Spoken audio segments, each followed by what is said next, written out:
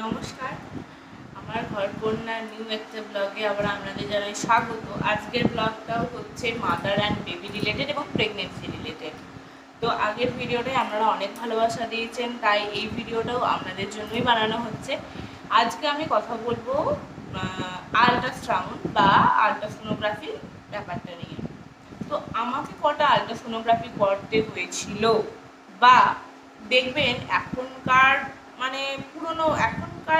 এই কথাগুলো আপনি শুনেছেন আর কি। পুরোনো দিনে যারা লোক আছে, তো তারা কিন্তু আজকের যুগে এসেও আপনাকে এই কথাটা বলবে যে আল্ট্রাসাউন্ড করাটা খারাপ এবং ওর যে রেটা ওটা হচ্ছে বেবির জন্য ক্ষতি। প্রথম কথা বলি, ওটার জন্য ভয় পাবেন না।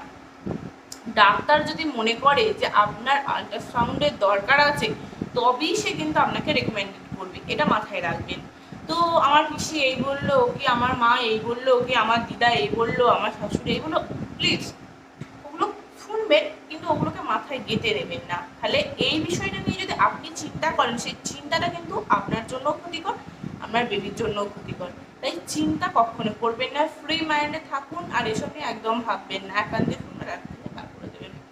তো চলুন আজকে আমাকে কি কি আমার মেয়ে পেটে থাকাকালীন আমাকে কি কি আল্ট্রাসোনোগ্রাফি করতে হয়েছিল সেটা আপনাদের শেয়ার করব। আর ভিডিওর শেষে কিন্তু আপনাদের একটা মজার কথা বলবো, হ্যাঁ বুঝতে পারবেন ভিডিওটা শেষ অবধি দেখলে। তো প্রথমেই আমি গুণে দেখাই, একটা, দুটো, তিনটে, চারটে,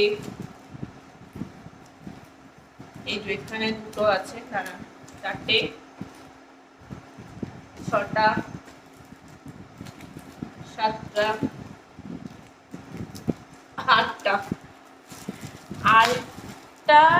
আটটা টোটাল আমাকে আল্ট্রাসোনোগ্রাফি করতে হয়েছিল। এই আলটা বলতে যাচ্ছি বারবার, এই 8টা সোনোগ্রাফির পিছনে 8 রকম গল্প ছিল।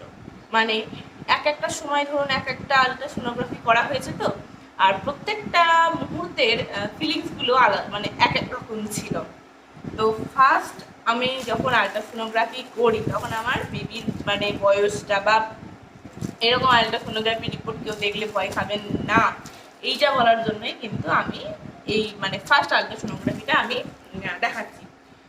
তো আমরা যখন জানতে পারি ব্লাড রিপোর্টও পজিটিভ এলো, কিটেও পজিটিভ দেখাচ্ছে, তাহলে আমার বেবিটা এখন কি করছে পেটের ভেতরে, এটা একটা নিশ্চয়ই সব মায়ের মনের মধ্যেই হয়, আমারও মনের মধ্যে হচ্ছিল। কিন্তু আমার বর 100বার বলেছিল, আমি 1000টা ভিডিও দেখে না মাথার মধ্যে একটা ইমাজিনেশন করে নিয়েছিলাম, যে ইমাজিনেশনটা করার জন্য আমার 1000 টাকা খরচা করে আল্ট্রাসোনোগ্রাফি হয়েছিল।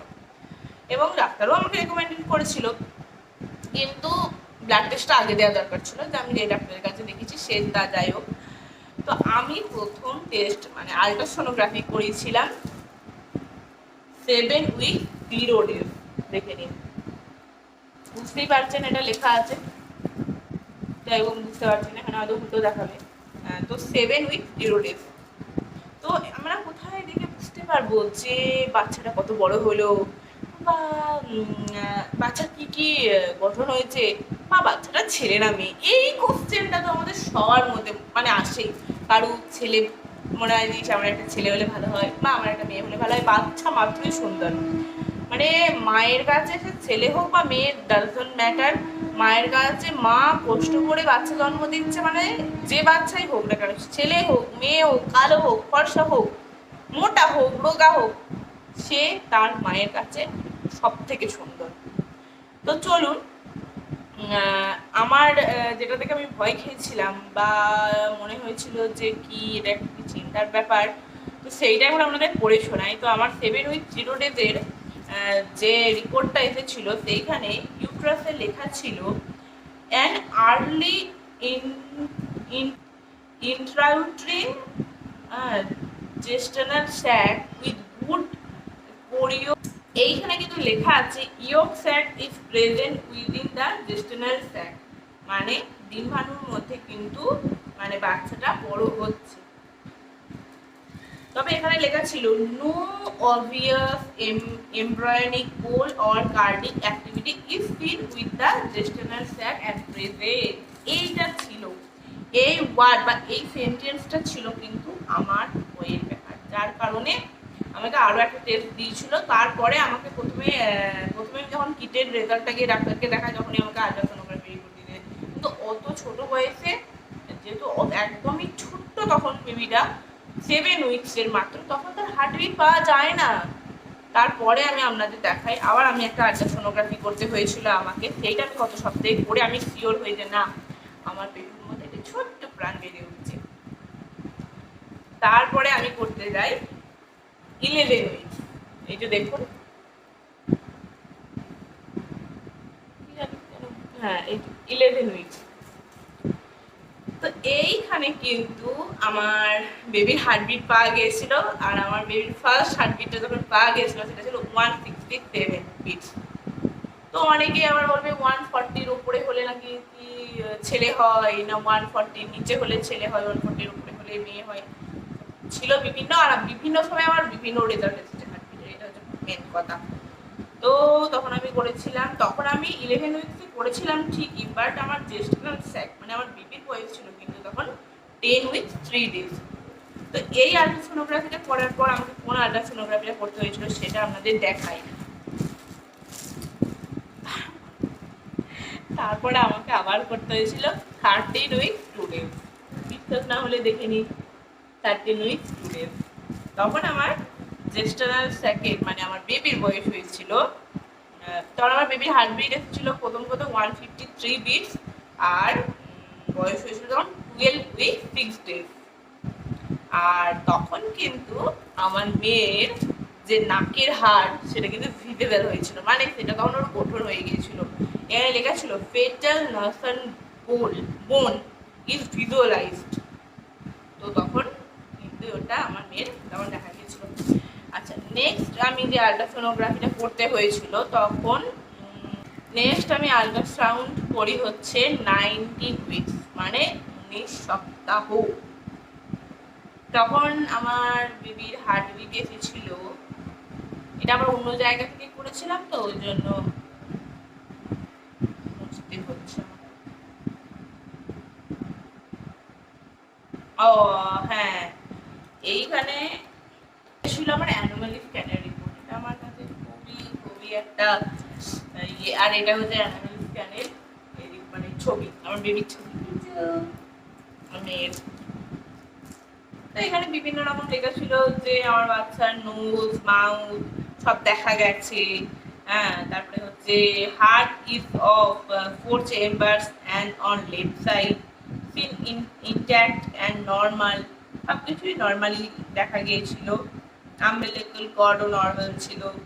এইটা হ্যাঁ, তখন আমার মেয়ের কিন্তু হার্ট রেট এসেছিল, এখন খুঁজে পেয়েছি আমি 136 BPM বিটস পার মিনিট। তো বিপিএম শব্দের মানে অনেকে জানেন না, সেটা আমি বলে দিলাম। বিপিএম শব্দের মানে হচ্ছে বিটস পার মিনিট। আচ্ছা, এই ভিডিওর মাঝে আমি কথাটা বলছি, যারা ভিডিওটা স্কিপ করবেন তারা তো জানতে পারবেন না। এইটা হচ্ছে আমার কিন্তু অ্যানোমালি স্ক্যানের রিপোর্ট, আর এই রিপোর্টটা একটু বেশি মানে ভেবে চিন্তে অনেক রকম ভিডিও দেখে আমি কিন্তু এটা দেখেই মোটামুটি 70-80% তো শিওর হয়েই গিয়েছিলাম যে আমার মেয়ে হবে। তো এরা কি করে দেখে বুঝেছিলাম, বা অ্যানোমালি স্ক্যানের রিপোর্ট দেখে কি করে আপনারা বুঝবেন, সেটা কিন্তু আমি নেক্সট ভিডিওতে দেব, তো দেখবেন আপনাদের ইচ্ছা হলে। আচ্ছা, নেক্সট আমি করেছিলাম 19 উইকসের পর 28 উইকস 2 ডেজ। তো আর হচ্ছে গিয়ে যখন আমি লাস্ট মানে ভর্তি হওয়ার কিছু সপ্তাহ আগে যেটা করি সেটা হচ্ছে 34 উইকস 6 ডেজ। আচ্ছা, তো আমি 34 উইকস 6 ডেজে একটা করেছিলাম, আর এটা হচ্ছে আমার লাস্ট আলট্রাসাউন্ড হয়েছিল। তো যখন আমি লাস্ট আলট্রাসাউন্ডটা করি তখন আমার মেয়ের ওজন ছিল 2 কিলো 298 গ্রাম, মানে 20% কম বেশি হতে পারে, এরা একদম সঠিক তো বলতে পারা যায় না। তো তখন আমার মেয়ের ওজন ছিল এটা। আমার মেয়ে যখন হয় তখন তার ওজন ছিল 2 কিলো 400, আমার মেয়ের তখন ওজন হয়। তো এই হচ্ছে আমার আল্ট্রাসাউন্ডের রিপোর্ট। এবার আল্ট্রাসাউন্ডের রিপোর্টে দেখুন, আমি প্রথমটা আমার কি রিপোর্ট এসেছিল সেটাও আপনাদের বললাম। সেকেন্ডের 11 উইকসে এখন দেখা গিয়েছিল এইগুলো দেখে আপনারা বুঝতে পারবেন যে অনেক জায়গায় কিন্তু অনেক রকম রিপোর্ট হয়, তো সেগুলো দেখে দেখে মানে পড়ে পড়ে বুঝতে হবে আর কি। তো এই যে এখানে সিআরএল মেজার হয়েছিল 3.5 centimetre, fetal maturity 10 weeks 3 days, হ্যাঁ, right ovary measure, left ovary measure, এগুলো হয়েছিল। তো এখানে দেখাও গিয়েছিল যে বেবিকে দেখা গিয়েছিল। আর তারপর তো একটু বেবি বড় হলে আপনারা মুভমেন্ট যখন বুঝতে পারবেন না, তখন সেইটা যে কি ভালো লাগে। তো চলুন আজকের ভিডিওটা এখানেই কমপ্লিট করছি। আপনারা যদি অ্যানোমালি স্ক্যানের রিপোর্ট থেকে বুঝতে চান যে আপনাদের ছেলে হবে না মেয়ে হবে, সেটা না হয় আপনারা নেক্সট ভিডিওর জন্য অপেক্ষা করুন।